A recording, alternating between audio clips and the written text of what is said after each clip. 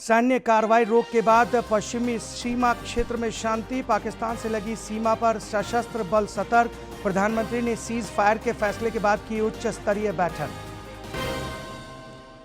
मुख्यमंत्री ने अधिकारियों के साथ बैठक कर देश में ताजा हालात के मद्देनजर नागरिकों की सुरक्षा सुनिश्चित करने पर दिया जोर। कहा, राष्ट्रीय सुरक्षा सर्वोच्च प्राथमिकता। कृषि मंत्री शिल्पी नेहा तिर्की ने किसानों के कल्याण और कृषि विकास की प्रतिबद्धता दोहराई। रांची में कृषि कर्मशाला में हुई शामिल। किसानों को उन्नत कृषि के लिए किया प्रेरित। और राज्य के कई क्षेत्रों में भीषण गर्मी का प्रकोप। कल से लू चलने की चेतावनी। रांची समेत कई जिलों में बारिश की बूंदों से गर्मी पर लगा विराम। इस बार कुछ पहले आएगा मॉनसून।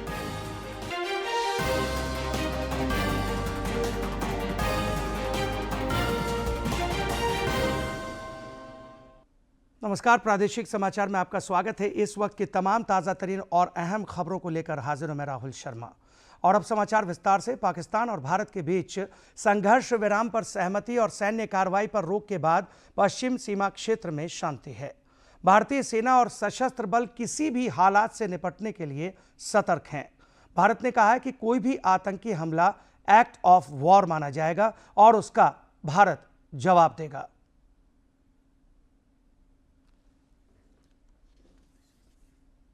रात में किसी ड्रोन या गोलीबारी की कोई खबर नहीं मिली है।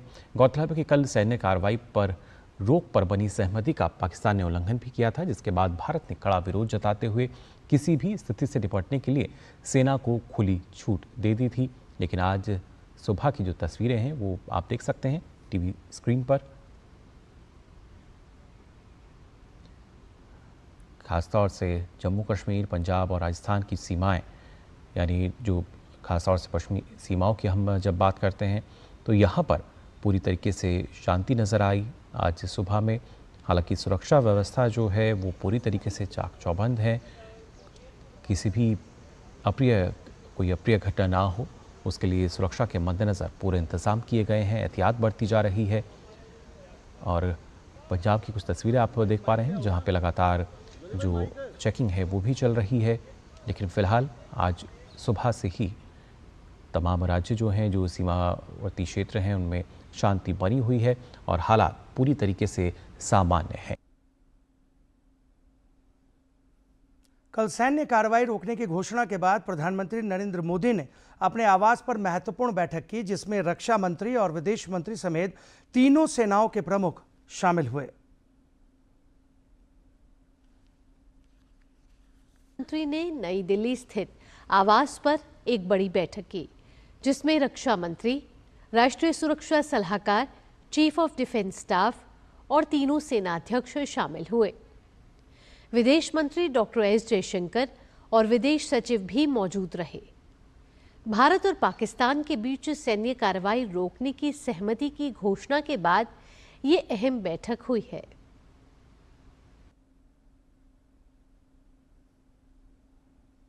कल रात पाकिस्तान ने संघर्ष विराम कर सहमति के बावजूद कायराना हरकत की। विदेश सचिव विक्रम मिस्री ने कहा कि पाकिस्तान ने सहमति का घोर उल्लंघन किया है। सशस्त्र बलों को नियंत्रण रेखा और सीमा पर कार्रवाई करने के निर्देश दिए गए हैं। उन्होंने कहा कि ऐसे मामलों से सख्ती से निपटा जाएगा। विदेश सचिव ने कहा कि इस अतिक्रमण के लिए पाकिस्तान पूरी तरह से जिम्मेदार है और सशस्त्र बल लगातार निगरानी कर रहे हैं। कुछ दिन से चल रही सैन्य कार्रवाई को रोकने का समझौता आज शाम को हुआ था। पिछले कुछ घंटों से इस समझौते का पाकिस्तान की ओर से घोर उल्लंघन हो रहा है। भारतीय सेना जवाबी कार्रवाई कर रही है और इस सीमा अतिक्रमण से निपट रही है। ये अतिक्रमण अत्यंत ही निंदनीय है और पाकिस्तान इनके लिए जिम्मेदार है। हमारा मानना है कि पाकिस्तान इस स्थिति को ठीक से समझे और इस अतिक्रमण को रोकने के लिए तुरंत उचित कार्रवाई करे।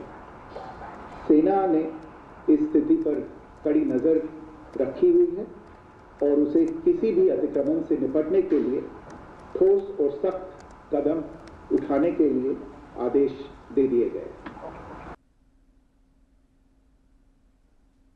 गृह सचिव गोविंद मोहन ने पाकिस्तान की सीमा से लगे राज्यों के मुख्य सचिवों के साथ वीडियो कॉन्फ्रेंसिंग के माध्यम से एक बैठक की। इस दौरान उन्होंने अलर्ट पर रहने को कहा।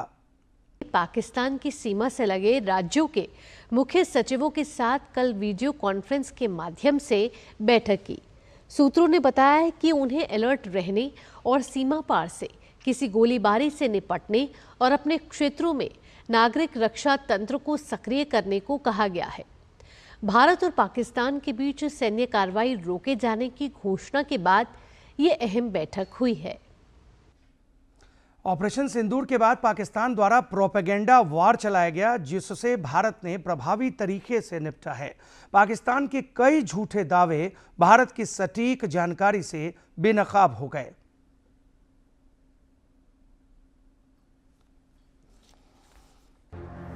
भारतीय सेना के हाथों अपने तमाम हमले नाकाम होता देख पाकिस्तान अब जंग में झूठ के सहारे लोगों को बरगलाने में जुटा हुआ है।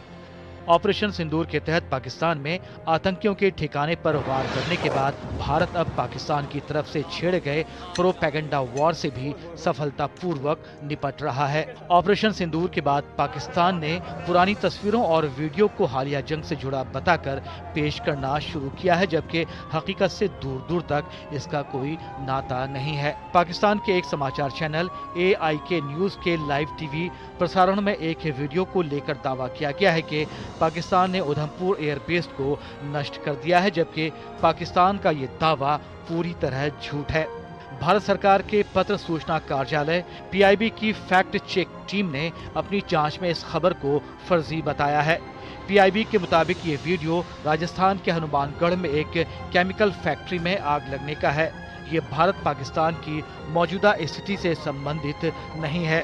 इसी तरह की वीडियो में दावा किया जा रहा है कि नगरोटा एयरबेस पर पाकिस्तान ने हमला कर दिया है, जबकि PIB की फैक्ट चेक टीम ने इस खबर को फर्जी बताया है। PIB के मुताबिक ये काफी पुराना वीडियो है, जिसे मूल रूप से अक्टूबर 2024 में इंस्टाग्राम पर पोस्ट किया गया था। ऐसी एक पोस्ट में भटिंडा एयरफील्ड को नष्ट करने का दावा किया गया है, जबकि भटिंडा एयरफील्ड पूरी तरह से सुरक्षित है। इसके साथ ही एक भारतीय वायुसेना के विमान दुर्घटना की खबर भी फैलाई जा रही है, जबकि ये खबर भी सरासर झूठ है। PIB की टीम ने बताया कि वायरल हो रहा ये वीडियो भारतीय वायुसेना के एक जगुआर विमान का है, जो मार्च 2025 में एक नियमित प्रशिक्षण उड़ान के दौरान अंबाला में दुर्घटनाग्रस्त हो गया था। इसी तरह की वीडियो को दिखाकर ये कहा जा रहा है कि एक भारतीय पायलट पाकिस्तान के कब्जे वाले कश्मीर के ऊपर लड़ाकू विमान से निकलकर कूद गया है। सोशल मीडिया पोस्ट में यह भी दावा किया जा रहा है कि पाकिस्तान द्वारा किए गए साइबर हमले के कारण भारत का 70% बिजली ग्रिड खराब हो गया है, जबकि फैक्ट चेक में ये दावा पूरी तरह से फर्जी पाया गया है। एक वीडियो में दावा किया जा रहा है कि भारत पाकिस्तान के बीच तनाव बढ़ने के बाद भारतीय सैनिक रो रहे हैं और अपनी चौकियां छोड़ रहे हैं। PIB के मुताबिक ये वीडियो 27 अप्रैल को इंस्टाग्राम पर पोस्ट किया गया था और इसका भारतीय सेना से कोई संबंध नहीं है। PIB ने भी लोगों से गलत सूचना के झांसे में न आने का मशवरा दिया है और कहा है कि किसी भी वीडियो को शेयर करने से पहले इसकी पुष्टि करें। PIB के मुताबिक सांप्रदायिक विद्वेष फैलाने के लिए पाकिस्तान में ऐसे कंटेंट बनाए जा रहे हैं।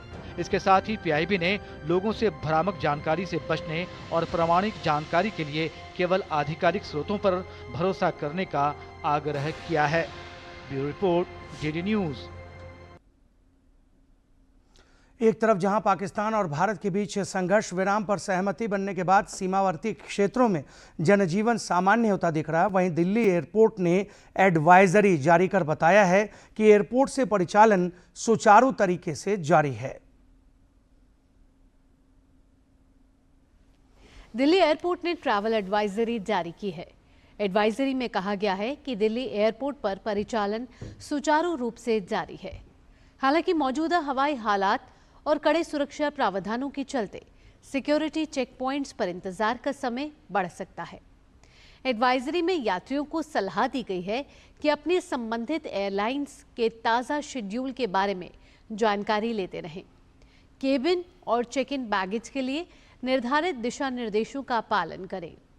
संभावित सुरक्षा देरी को देखते हुए जल्दी पहुंचे। एयरलाइन और सुरक्षा कर्मियों को पूरा सहयोग दें। एयरलाइन या आधिकारिक दिल्ली एयरपोर्ट वेबसाइट के जरिए फ्लाइट स्टेटस वेरीफाई करें। साथ ही यात्रियों को किसी भी जानकारी के लिए सिर्फ ऑफिशियल अपडेट्स पर ही भरोसा करने का सुझाव दिया गया है। राष्ट्र विरोधी गतिविधियों के मद्देनजर दक्षिणी कश्मीर के 4 जिलों में कई स्थानों पर राज्य की जांच एजेंसी SIA छापेमारी कर रही है। समन्वित तलाशी अभियान चलाकर कई डिजिटल उपकरण जब्त किए गए हैं, जिन्हें खंगाला जा रहा है। आतंकी नेटवर्क और उसके ढांचे को खत्म करने के उद्देश्य से SIA ने यह कार्रवाई की है।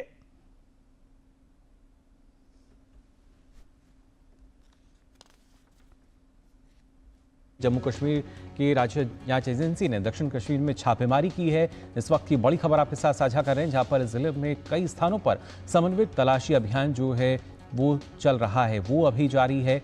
और खासतौर से जम्मू कश्मीर की जो राज्य जांच एजेंसी है SIA जो है वो दक्षिण कश्मीर में छापेमारी कर रही है और खासतौर से आतंकी नेटवर्क जो है उसको किस तरीके से नेस्तनाबूद किया जाए। और कई स्थानों पर बताया जा रहा है कि अभी ये जो अभियान है, जो छापेमारी की कार्रवाई है वो चलाई जा रही है।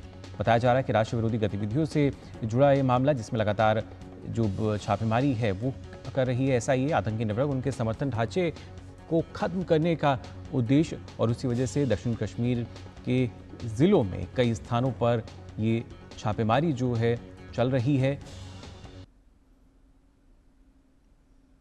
मुख्यमंत्री हेमंत सोरेन ने कल वरिष्ठ अधिकारियों के साथ बैठक कर देश में ताज़ा हालात के मद्देनजर नागरिकों की सुरक्षा व्यवस्था सुनिश्चित करने पर जोर दिया। उन्होंने कहा कि राष्ट्रीय सुरक्षा सर्वोच्च प्राथमिकता है। मुख्यमंत्री ने सभी जरूरी नागरिक सेवाओं के सुदृढ़ीकरण पर विशेष जोर दिया। उन्होंने कार्य योजना बनाकर राज्यवासियों की सुरक्षा के लिए सभी आवश्यक कदम उठाने की हिदायत दी। मुख्यमंत्री ने राज्य में सिविल डिफेंस वॉलंटियर्स को एक्टिव करने का भी निर्देश दिया। उन्होंने कहा कि आवश्यकता के अनुसार सिविल डिफेंस वॉलंटियर्स की संख्या बढ़ाई जाए। बैठक में मुख्यमंत्री ने इसके अलावा जरूरी सेवाओं को बनाए रखने की तैयारी के भी दिशा निर्देश जारी किए। साथ ही डैम, कारखानों, PSU, बिजली और बिजली घरों समेत महत्वपूर्ण प्रतिष्ठानों की सुरक्षा भी सुनिश्चित करने की हिदायत दी। भाजपा के प्रदेश अध्यक्ष बाबूलाल मरांडी ने कहा है कि भारत आतंकवाद को मिट्टी में मिलाने के संकल्प पर अडिग है।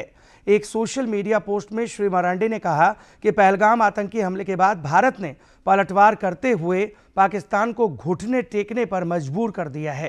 प्रधानमंत्री नरेंद्र मोदी के नेतृत्व में भारतीय सेना के शौर्य और पराक्रम को पूरी दुनिया सलाम कर रही है।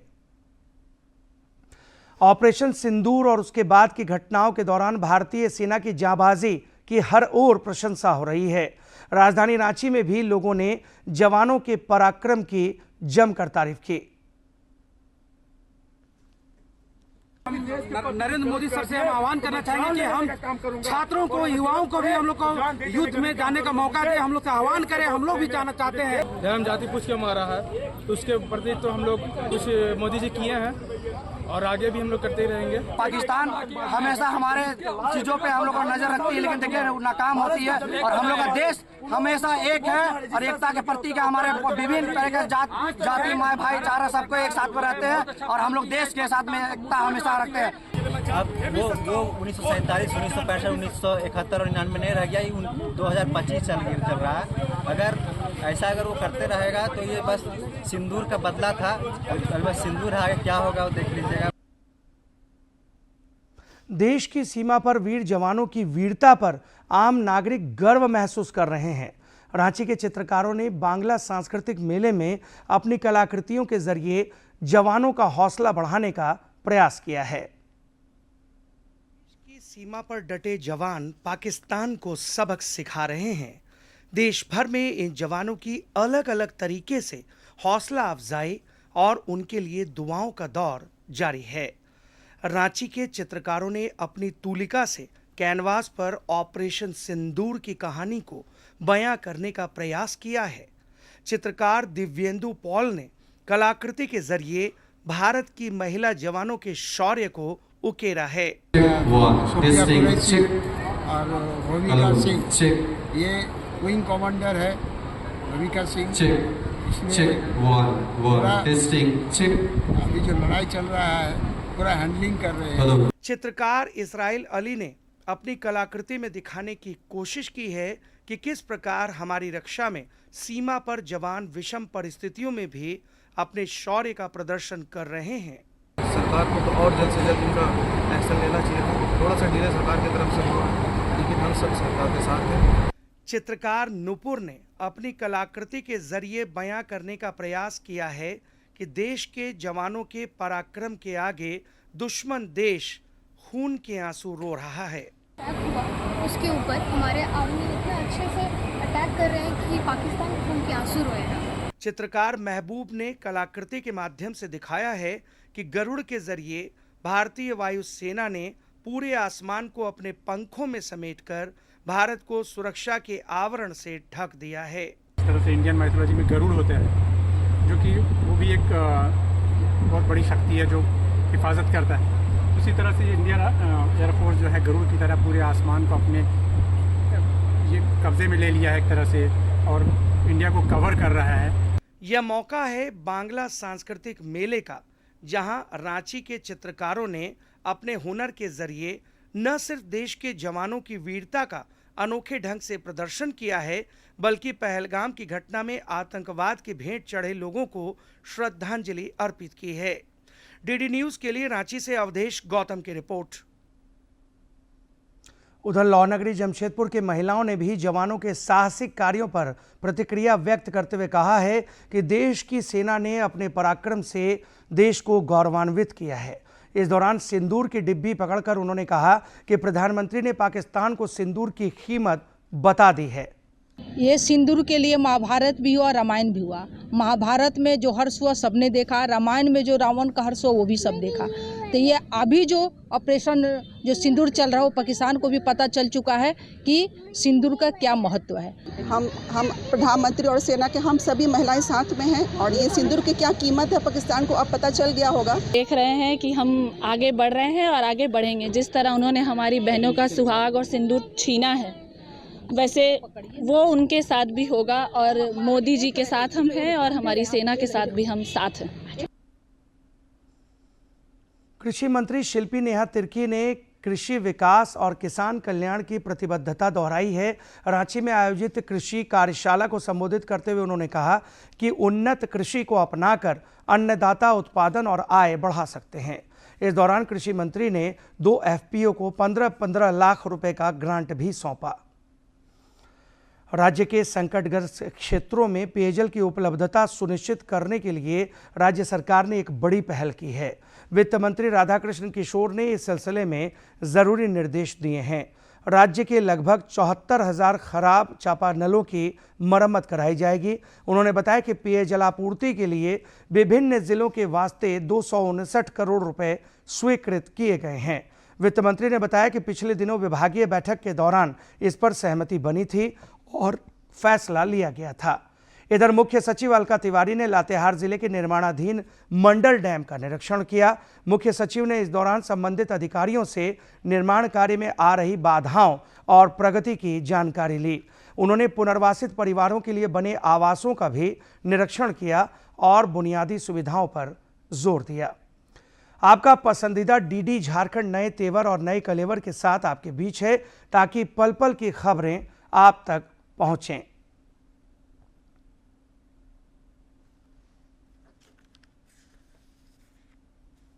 आपका अपना पसंदीदा डीडी झारखंड, गांव से लेकर कस्बों और शहरों तक की है धड़कन।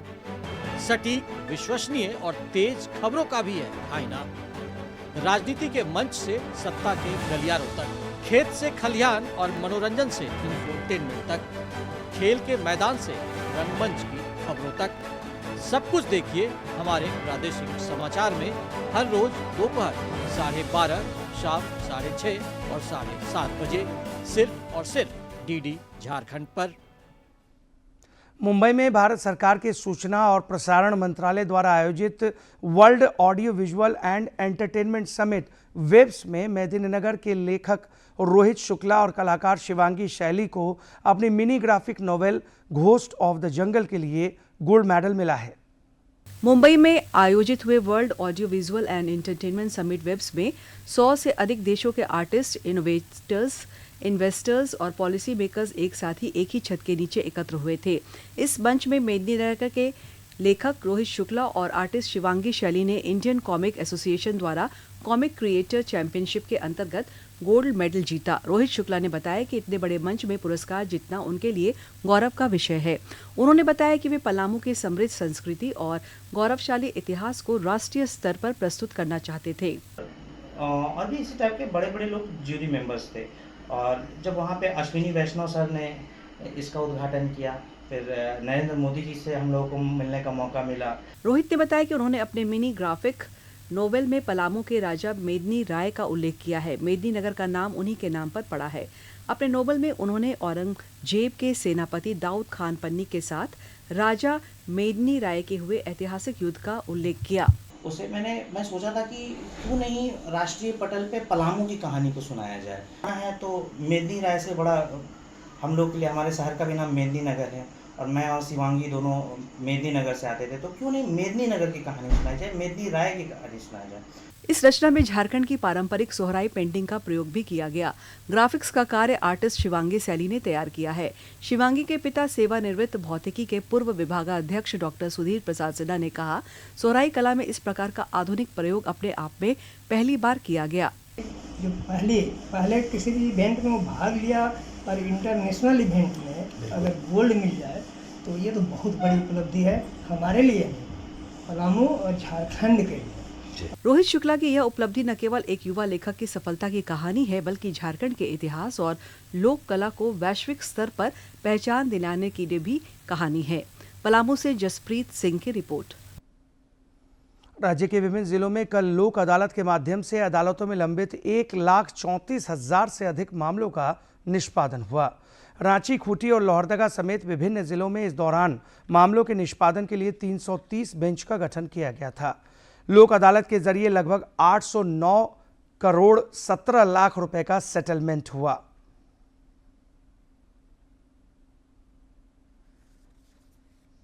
रांची जिले के बुंडू थाना क्षेत्र से पुलिस ने 7 मवेशियों के साथ 2 पशु तस्करों को गिरफ्तार किया है। पुलिस ने बुंडू टोल प्लाजा के पास चेकिंग अभियान चलाकर एक वाहन की छानबीन की। इस दौरान पुलिस को यह सफलता हाथ लगी। इस वाहन में मवेशियों को ले जाया जा रहा था। एसडीपीओ ने बताया कि पशु तस्करी को प्रभावी तरीके से अंकुश लगाने का लगातार प्रयास किया जा रहा है। चेकिंग के दौरान जो है वो गाड़ी जो है उसको हम लोग रुकवाने के बाद जो है उसको चेक करने के बाद जो है उसमें मवेशी पाया गया। इसके अलावा जो है उसमें चालक और सह चालक था, वो भागने की कोशिश किया। उसको जो है पुलिस के सहयोग से है उसको पकड़ा गया। पकड़ने के बाद जो है से वो अपना जो है संलिप्तता को स्वीकार किया और इसमें जो है 7 मवेशी, गाड़ी और ये सब बरामद हुआ है। झारखंड उच्च न्यायालय में कल से 6 जून तक वार्षिक ग्रीष्म अवकाश रहेगा। इस दौरान हाईकोर्ट में 9 दिन वेकेशन बेंच बैठेगी, जो अर्जेंट, सिविल और क्रिमिनल केसेस की सुनवाई करेगी। गर्मी की छुट्टियों के बाद अदालत में पूर्व निर्धारित समय के अनुसार मामलों की सुनवाई होगी। राज्य सरकार ने महत्वपूर्ण निर्णय के तहत पंडित रघुनाथ मुर्मू के जन्मदिन यानी 12 मई से NII एक्ट के तहत छुट्टी मनाने की घोषणा की है। कार्मिक विभाग ने इससे संबंधित अधिसूचना जारी कर दी है। कल बुद्ध पूर्णिमा की भी छुट्टी रहेगी। केंद्र सरकार जन कल्याण पर खास जोर दे रही है। इसके तहत झारखंड समेत देश भर में वंचितों को PM आवास की सौगात भी दी जा रही है। केंद्र सरकार ने प्रधानमंत्री आवास ग्रामीण योजना के लाभुक चयन के लिए हाउस होल्ड सर्वे की तारीख 15 मई तक बढ़ा दी है। पहले यह काम 30 अप्रैल तक होना था। केंद्र सरकार ने महिलाओं के जीवन में सुगमता और धुएं से होने वाली बीमारियों से निजात दिलाने के लिए 9 वर्ष पहले प्रधानमंत्री उज्ज्वला योजना की शुरुआत की थी। चाईबासा की महिलाओं के लिए यह योजना वरदान साबित हुई है। चाईबासा की कई गृहिणियों के जीवन में केंद्र प्रायोजित प्रधानमंत्री उज्ज्वला योजना ने सुखद बदलाव लाया है। लाभुक पुटरी मछुआ की माने तो पहले लकड़ी चुनकर लाना और फिर खाना पकाना एक कठिन काम था, लेकिन उज्ज्वला योजना का लाभ मिलने के बाद ये परेशानी दूर हो गई है और दिनचर्या में भी बदलाव आया है। पहले तो हमारी एक मिट्टी के घर थी, झोपड़ी था, तो मिट्टी का चूल्हा था, उसमें खाना बनता था। बहुत सा लकड़ी उकड़ी चुन के लाते थे, तब हम लोग खाना खा सकते थे।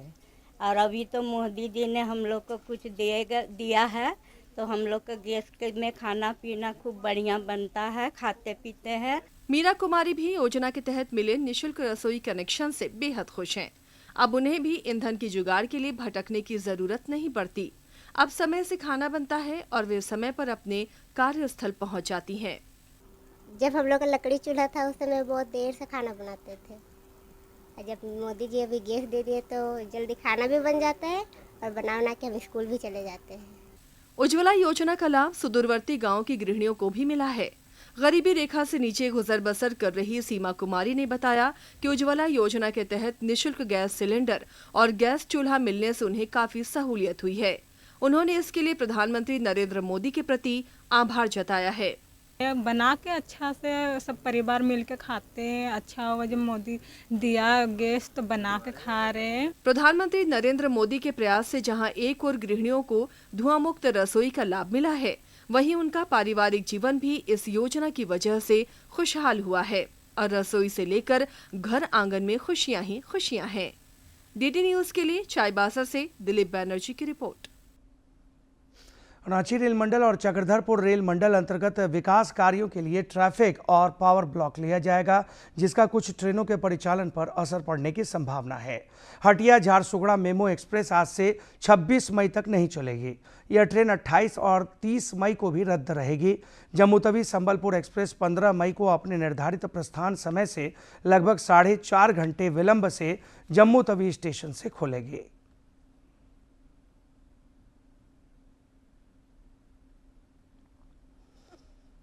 और अब मौसम। राज्य के कई क्षेत्रों में जहां भीषण गर्मी का प्रकोप बना हुआ है, वहीं रांची समेत कई जिलों में फिलहाल बारिश की बूंदों से गर्मी पर विराम लगा है। राज्य में 16 मई तक मौसम में उतार चढ़ाव देखा जा सकता है। मौसम विज्ञान केंद्र रांची के मुताबिक अगले 2 दिनों के दौरान तापमान में 2 से 4 डिग्री सेल्सियस की बढ़ोतरी होने की संभावना है। आज राज्य के दक्षिणी मध्य और उससे सटे इलाकों में हल्के से मध्यम दर्जे की बारिश हो सकती है। आगामी 12 और 13 मई को आकाश मुख्यतया साफ रहेगा और मौसम के शुष्क बने रहने के आसार हैं। 14 से 16 मई तक दक्षिणी मध्य और उससे सटे भागों में बारिश की संभावना है। इधर राज्य के उत्तर पूर्वी हिस्सों में उमस भरी गर्मी को लेकर चेतावनी जारी की गई है। वहीं 12 और 13 मई को देवघर, जामताड़ा, दुमका, पाकुड़, गोड्डा और साहेबगंज जैसे जिलों में लू की चेतावनी जारी की गई है। आगामी 14 से 16 मई तक संथाल के अलावा धनबाद और गिरिडीह जैसे जिलों में भी लू चलने की आशंका है। इधर राहत की बात यह है कि देश में इस बार कुछ समय पहले ही मानसून आने की सुगबुगाहट है। केरल में यह 27 मई तक आ सकता है। झारखंड में 6 जून के आसपास मानसून की दस्तक देने की संभावना है। और इसी के साथ इस बुलेटिन में फिलहाल इतना ही। दीजिए इजाजत, लेकिन चलते चलते एक नजर अब तक की सुर्खियों पर। सैन्य कार्रवाई रोक के बाद पश्चिमी सीमा क्षेत्र में शांति। पाकिस्तान से लगी सीमा पर सशस्त्र बल सतर्क। प्रधानमंत्री ने सीज फायर के फैसले के बाद की उच्च स्तरीय बैठक। मुख्यमंत्री ने अधिकारियों के साथ बैठक कर देश में ताजा हालात के मद्देनजर नागरिकों की सुरक्षा सुनिश्चित करने पर दिया जोर। कहा, राष्ट्रीय सुरक्षा सर्वोच्च प्राथमिकता। कृषि मंत्री शिल्पी नेहा तिर्की ने किसानों के कल्याण और कृषि विकास की प्रतिबद्धता दोहराई। रांची में कृषि कर्मशाला में हुई शामिल। किसानों को उन्नत कृषि के लिए किया प्रेरित। और राज्य के कई क्षेत्रों में भीषण गर्मी का प्रकोप, कल से लू चलने की चेतावनी।